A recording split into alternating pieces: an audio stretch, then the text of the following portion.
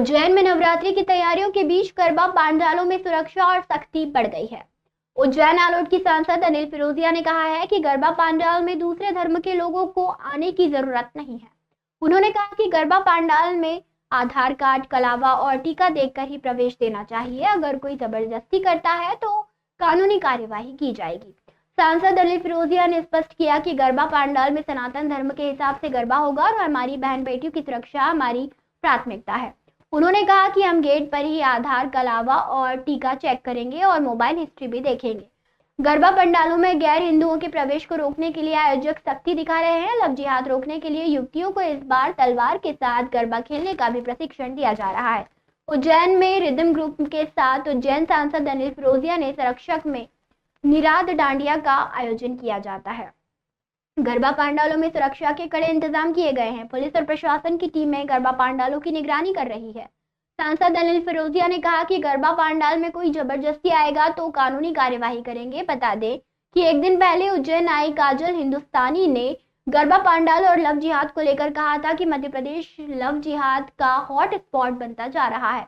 उन्होंने कहा कि नवरात्रि में मुस्लिम जिहाद लड़के गरबा पंडाल में झूठी पहचान बनाकर घुसने की कोशिश करते हैं और हिंदू लड़कियों को प्रेम जाल में फंसाते हैं। इसलिए गरबा पंडाल में आईडी चेक करना और मोबाइल हिस्ट्री देखना जरूरी है।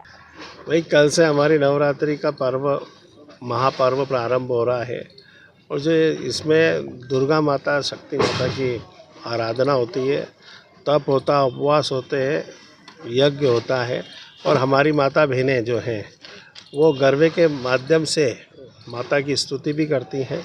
तो ये तो पहले से ही होता हुआ आया उज्जैन में। उज्जैन चूँकि धार्मिक नगरी है, जो सनातन धर्म के लोग मानने वाले लोग हैं वही यहाँ पे आए और यहाँ पे आधार कार्ड उनके चेक किए जाएंगे। कई बार देखने में ये आया है कि वो जबरन में ही घुसते हैं और टीका और कलावा भी मानते हैं, तो आधार कार्ड से उनकी पहचान, उनको चिन्हित भी किया जाएगा।